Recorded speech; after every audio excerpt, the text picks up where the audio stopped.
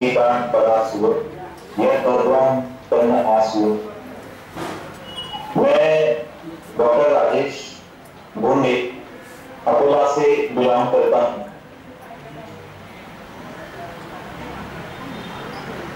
निसर्गोपचार की इस परिषद में आप सभी का मैं तहे दिल से स्वागत करता हूँ।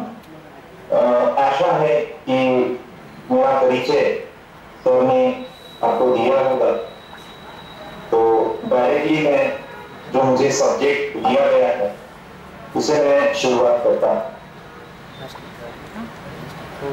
आयुर्वेद और निसर्गोपचार इसकी तुलनात्मक जो स्टडी है वो मुझे एज ए सब्जेक्ट करके दी गई है। तो इसमें सबसे पहले थोड़ा सा आयुर्वेद की परिभाषा, क्योंकि हम निसर्गोपचार के हैं तो हमें निसर्गोपचार के संबंध में निसर्गोपचार की परिभाषा और उसके संबंध है। तो आयुर्वेद के संबंध में थोड़ा मैं बताऊंगा। आयु का अर्थ होता है आयुष्य, अर्थात जन्म से लेकर मृत्यु तक का जो समय होता है उसको आयुष्य बोला। और वेद का अर्थ होता है ज्ञान। तो आयुष्य का ज्ञान जिस शास्त्र ने दिया है उसको आयुर्वेद बोला। इस परिभाषा में कहीं पर भी ऐसा नहीं दिया गया है कि जिस शास्त्र ने औषध का ज्ञान दिया है उस शास्त्र को आयुर्वेद बोलते, बल्कि ऐसे कहा गया है कि जिस शास्त्र ने आयुष्य का ज्ञान दिया हुआ है उस शास्त्र को आयुर्वेद बोला जाता है। चार तरह का जो हमारा जीवन होता है, हितकर, अहितकर, सुखकर और दुखकर, तो इस चार तरह के जीवन के बारे में ये शास्त्र में क्या हितकर है और क्या अहितकर है इसके बारे में बोला गया है। और जिस शास्त्र में आयुष्य का प्रमाण बताया है, अर्थात हमारा जो आयुष्य है वो 100 साल का है, जीवे शतम ऐसे हम बोलते, तो हमारे जीवन का जो प्रमाण है वो 100 साल का है। तो ये आयुर्वेद की परिभाषा है। मैं इसलिए आपको ये बता रहा हूँ कि मूल शास्त्र की जो परिभाषा होती है उसमें कहीं पर भी औषध का उल्लेख नहीं। तो हमारे जो निसर्गोपचार के 10 सिद्धांत है उसमें का एक सिद्धांत जो है कि निसर्गोपचार में औषधियों का कोई सामने नहीं आता, तो उस सिद्धांत को कोई भी ठेस नहीं पहुंचती है, कोई भी बाधा उत्पन्न नहीं होती है। और अगर ऐसा है तो हम आयुर्वेद को कुछ एक हम उपयोग में ला सकते हैं, हम उसको यूज कर सकते हैं। तो ये पहला पॉइंट है जो कि परिभाषा के ऊपर हम बोल सकते हैं। जितने भी नेचुरोपैथी के सिद्धांत है तो उस सिद्धांत में पहला जो सिद्धांत है, कई किसी किताब में ऊपर नीचे सिद्धांत दिए हुए हैं, ये वो क्रम से सभी किताब होंगे।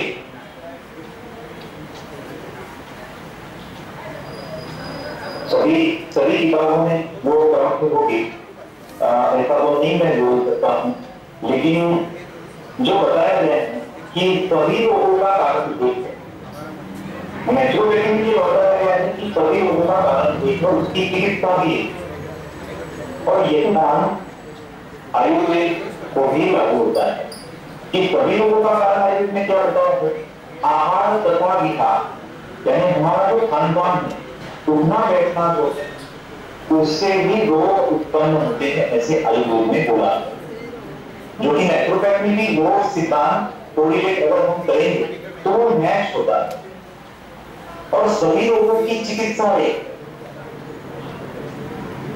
चिकित्सा हम नेचुरोपैथी में बताते हैं कि ये जो विजातीय तत्व होते हैं जो कि रोग के कारण एज अ कॉज करके बताए जाते हैं, उसका निराकरण, उसे शरीर से बाहर निकालना, तो वो उपचार नेचुरोपैथी में बताया जाता है। तो आयुर्वेद में भी यही बताया गया है कि ये जो आम विष है, अब आयुर्वेद की लैंग्वेज में उसको आम विष बोला जाता है, तो ये जो आम विष है उस आम विष को शरीर से बाहर निकालना, यही या फिर उसको न्यूट्रल, यही चिकित्सा मानी जाती है।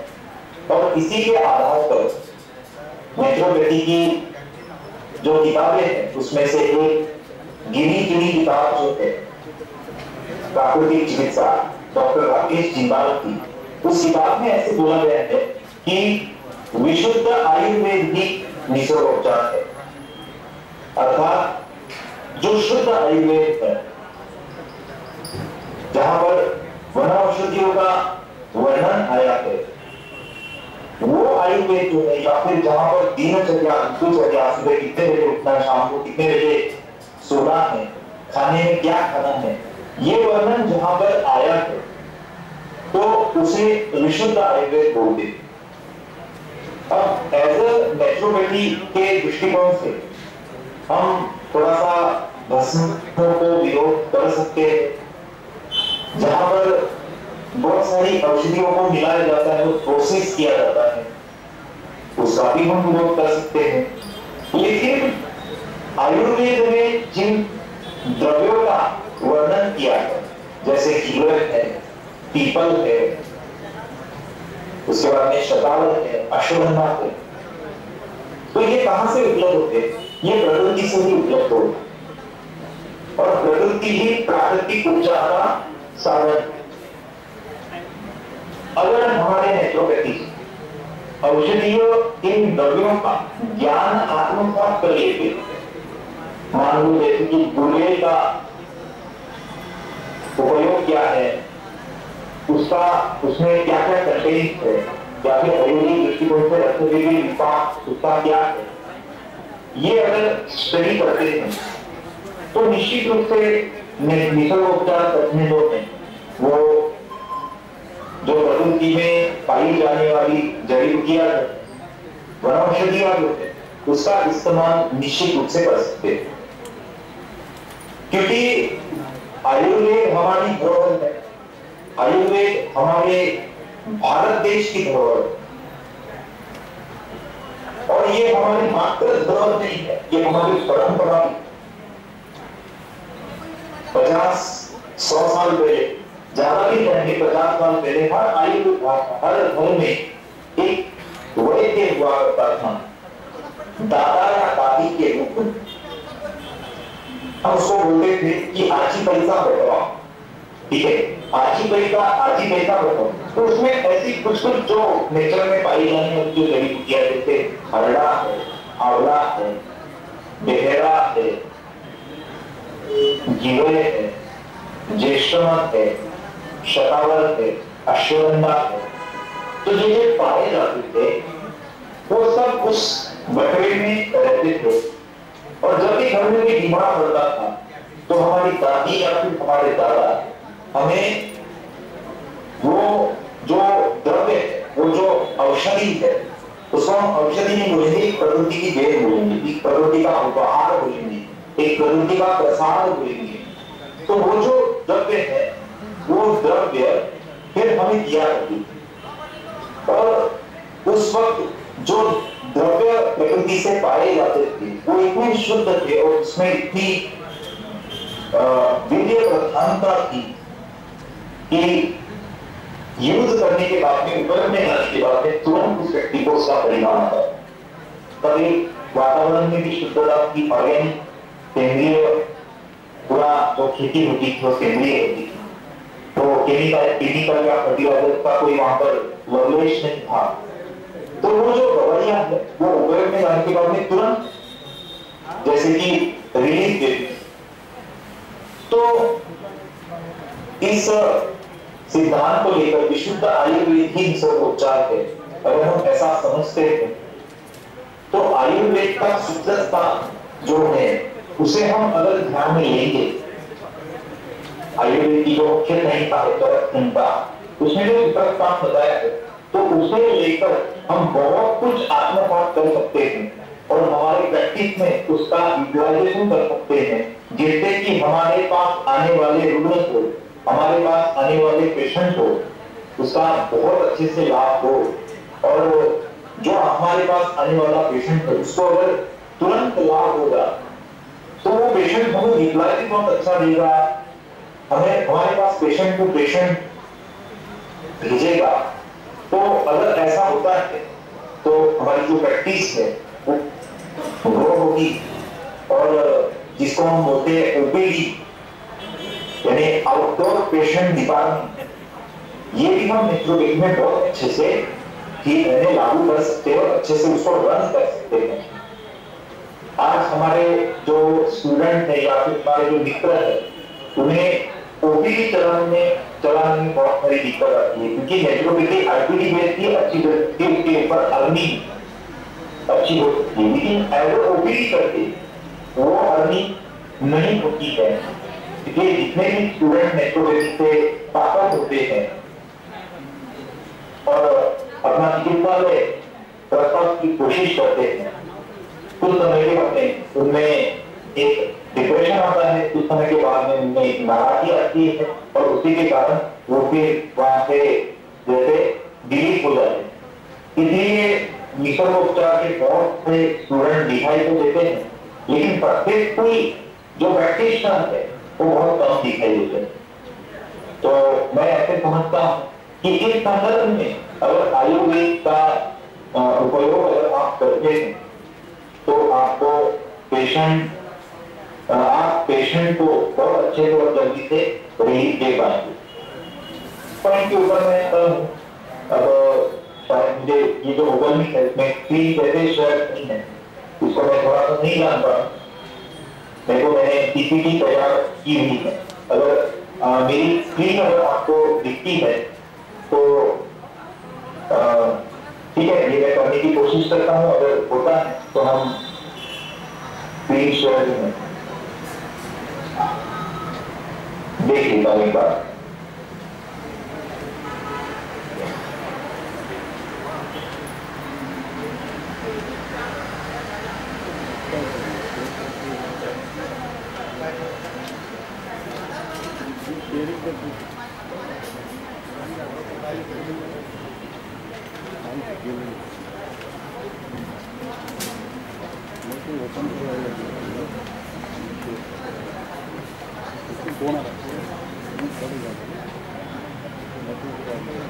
आप समझ पाएंगे इस बात को।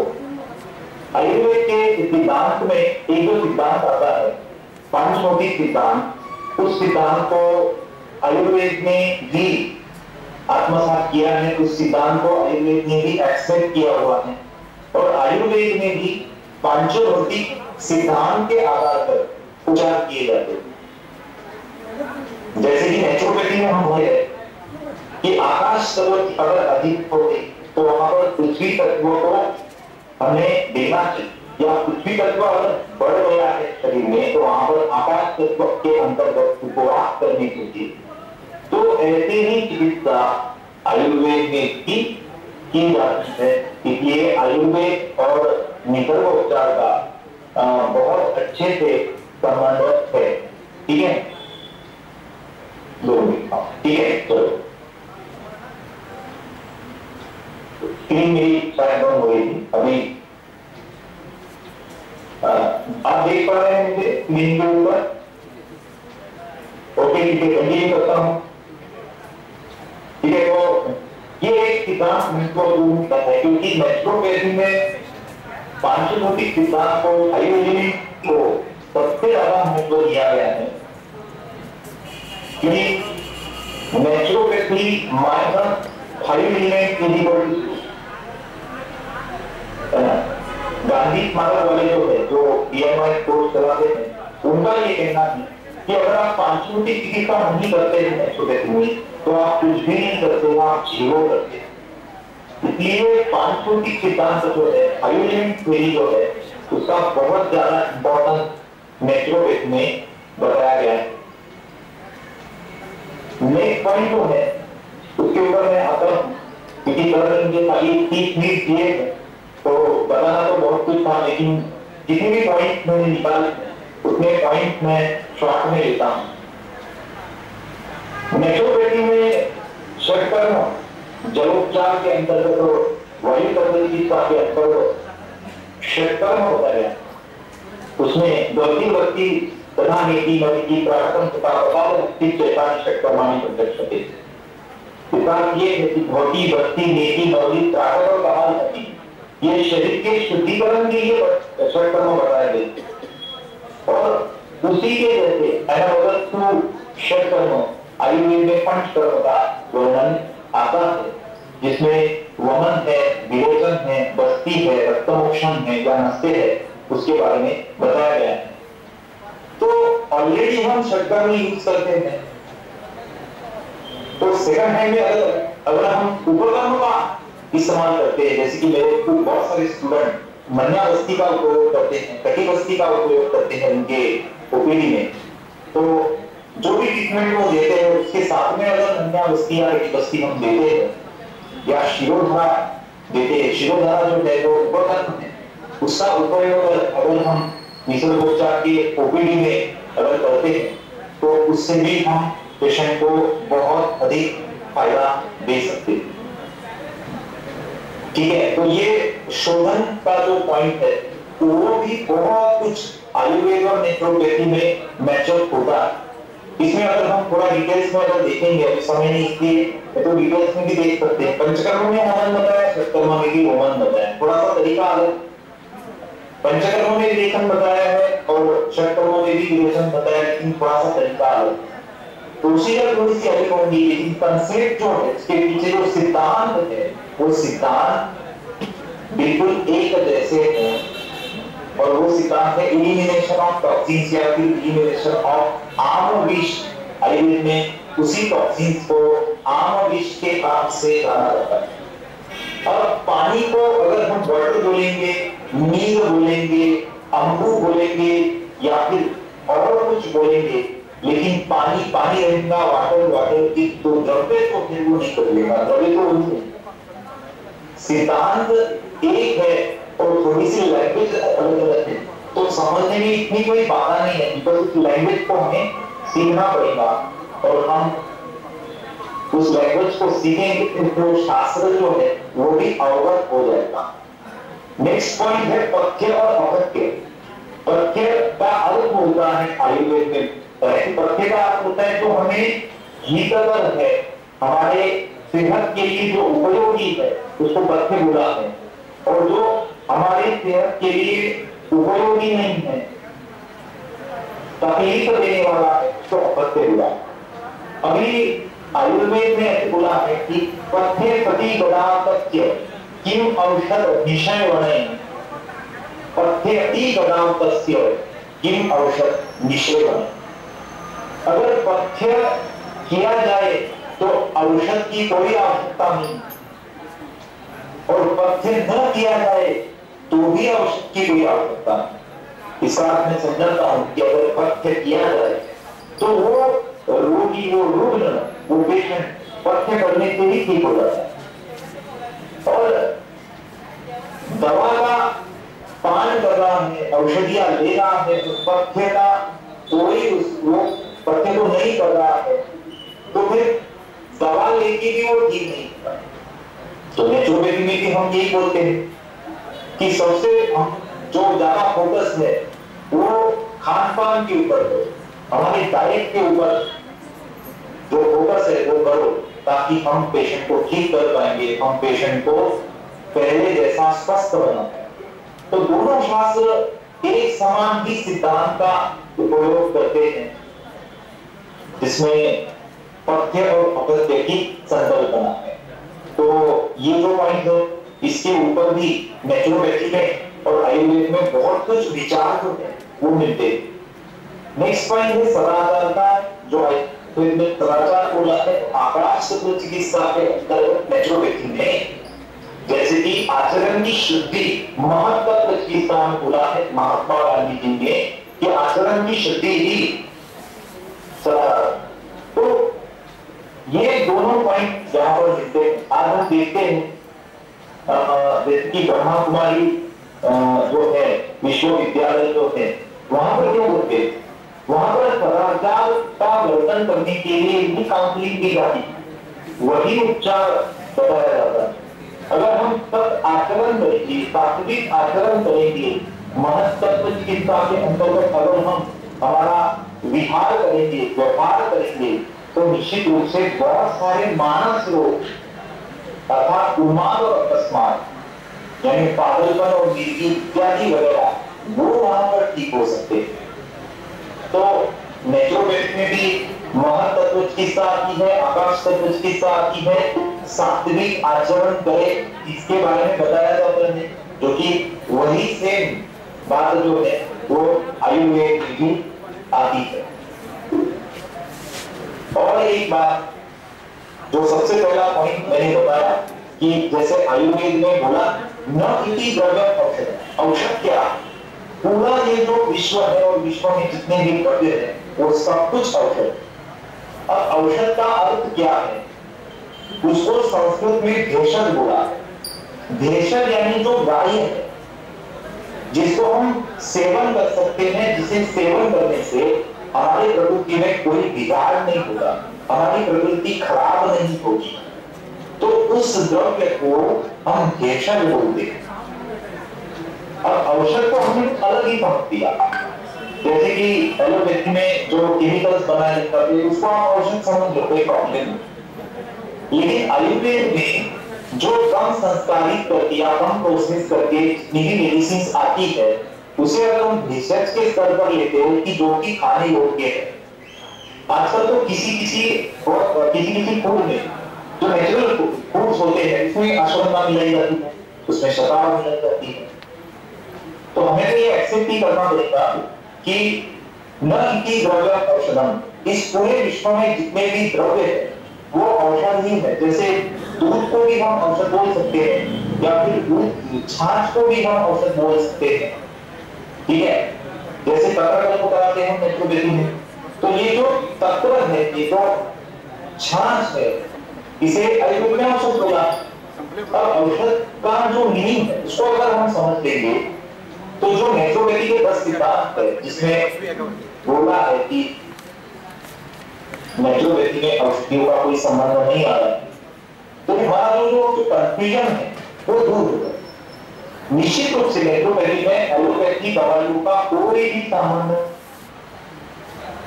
लेकिन आयुर्वेद में जो प्रोसेस नहीं की गई मेडिसिन है या फिर जो भेषज है उसका संबंध तो आ सकता है। और उसे अगर हम इस्तेमाल करेंगे तो कायदे के दृष्टिकोण से सबसे अहम पॉइंट मैं अभी ले रहा हूं कि के दृष्टिकोण से हमें कोई बाधा उत्पन्न नहीं होती, पर इसमें हमें जानना है कि जो भी देना है हम हमारे से डिस्पेंस करेंगे। यानी आप पर्ची के ऊपर, चिट्ठी के ऊपर कुछ लिख के देंगे और वो चिट्ठी मेडिकल को जाके दिखाएगा और फिर आप वो जो दिया गया वो आप करते करेंगे, ऐसे तो ये सिस्टम वहां पर नहीं चलेगा। अगर आप किसी पेशेंट को शतावत देना चाहते हैं, पावर जो है शतावत देना चाहते हैं, तो आप फिर शतावरी जो है वो आप अपने तरफ से देंगे, अपने टेबल के ऊपर से देंगे, डिस्पेंसिंग होते हैं, अपने पास से ही शतावत आप सामने वाले को देंगे, ठीक है ना। तो ये सबसे अहम बात है कायदे की दृष्टिकोण से। नहीं तो फिर आप अगर प्रिस्क्रिप्शन देते हैं तो आपको फिर प्रॉपर बीएमएस होना आवश्यक है, बीएमएस की डिग्री लेना आवश्यक है, उसका रजिस्ट्रेशन करना आवश्यक है। ये अगर आप करते हैं तो ही आपकी मेडिसिन को प्रिस्क्राइब कर सकते हैं। तो आपको करना क्या है इसमें कि अपने पास से देना, ठीक है। आप अपने पास से दोगे तो फिर वो डिस्पेंसिंग में कोई भी बाधा आपको नहीं आएगी, ठीक है। ये सबसे अहम पॉइंट है। और इसके अलावा वैसे बताने जैसा तो मेरे पास बहुत कुछ है, लेकिन मैं अगर आपको कुछ प्रश्न है इस संबंध में तो आप निश्चित रूप से पूछ सकते हैं। प्रश्न उत्तर अगर आपको कुछ प्रश्न है तो आप क्वेश्चन कर सकते हैं, आप पूछ सकते हैं। कुणाला विचारायचं?